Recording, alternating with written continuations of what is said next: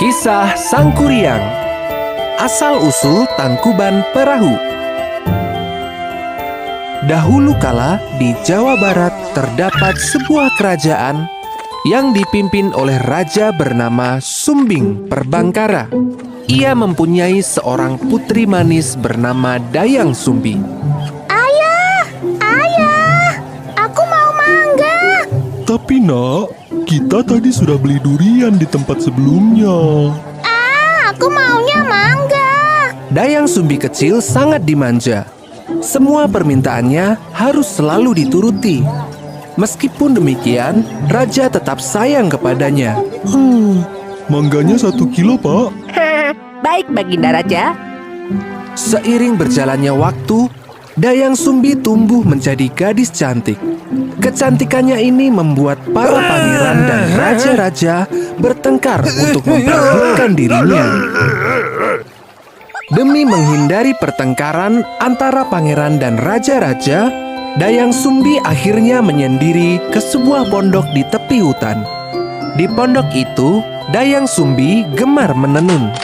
Hingga suatu saat, ketika sedang asik menenun, tiba-tiba Aduh, benangku jatuh. Malas sekali untuk mengambilnya. Aku bersumpah, bagi siapapun yang mengambilkan benangku, akan kujadikan suami apabila dia laki-laki. benang yang jatuh tersebut diambil oleh Tumang, anjing pengawal raja yang menemani Dayang Sumbi selama di pondok. Betapa terkejutnya Dayang Sumbi. Tumang tiba-tiba berubah menjadi seorang manusia.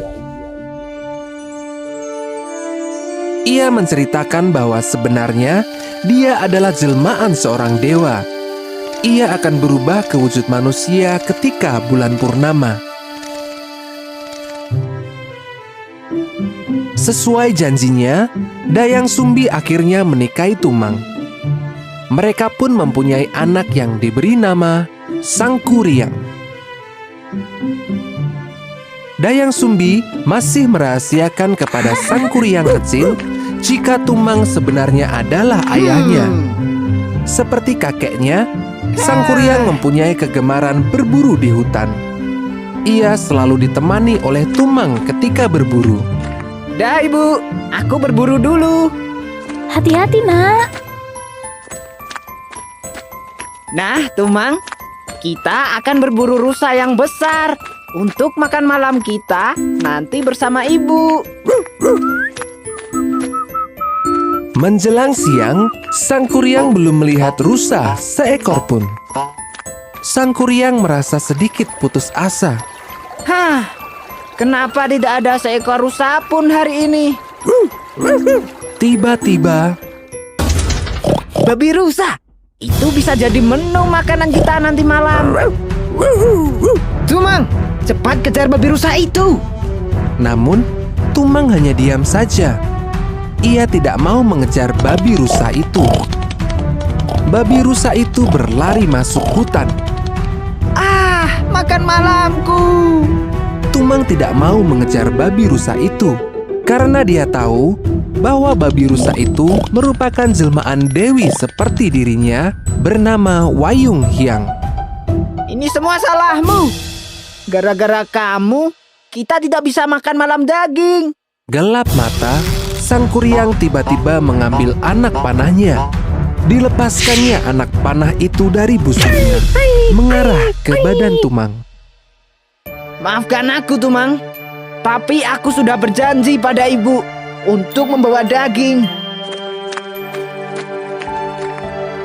Ibu, aku pulang.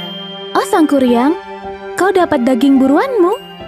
Ini, Bu. Wah, daging yang besar. Akan kumasakan untuk kita dan Tumang. Lalu, di mana Tumang? Maaf, Ibu. Sebenarnya daging ini adalah Tumang. Astaga, Sang Kuryang. Tumang! Dayang Sumbi sungguh marah mendengar penjelasan Sang Kuryang. Tanpa sengaja, ia memukul dahi Sang Kuryang. Aduh. Sang Kuryang yang terpukul jatuh tak sadarkan diri. Dayang Sumbi sendiri terlihat terkejut atas apa yang dilakukannya.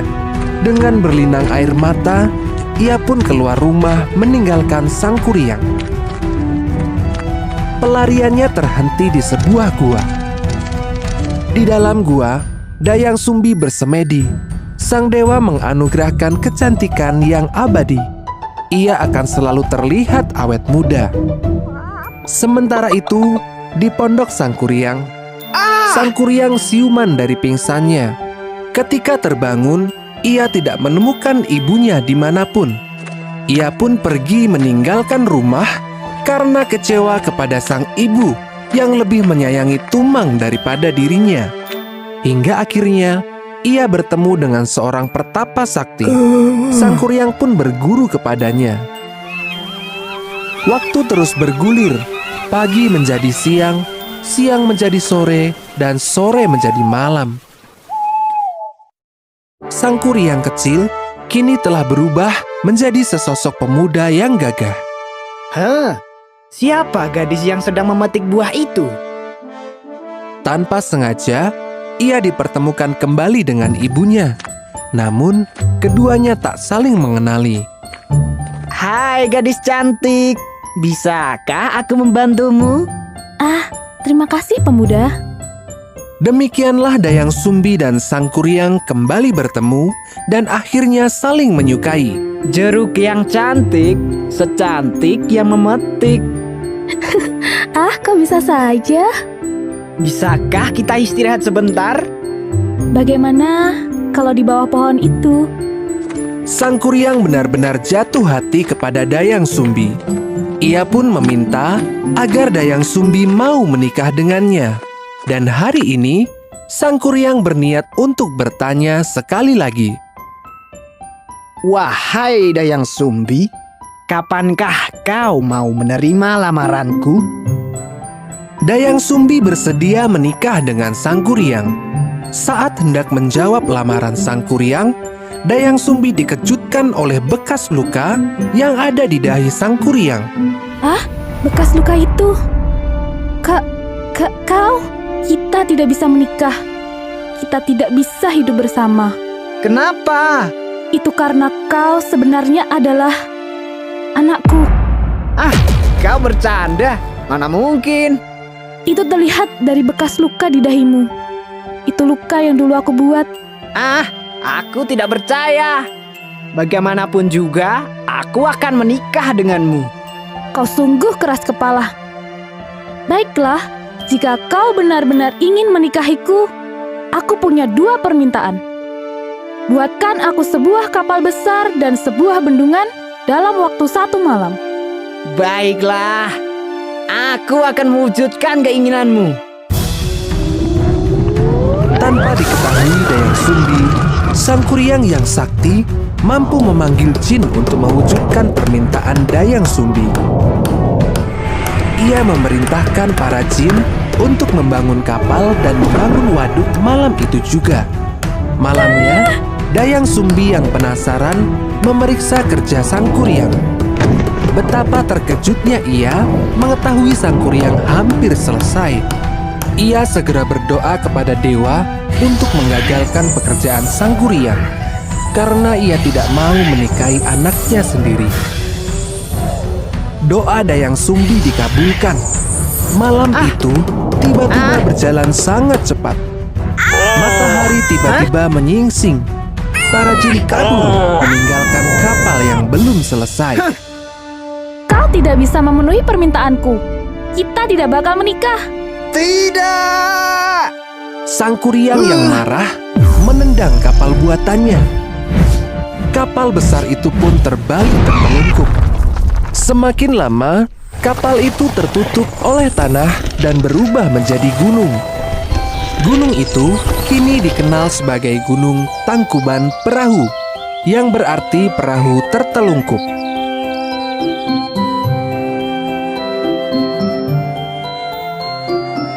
Pesan dari cerita ini adalah jangan gegabah dan terburu-buru dalam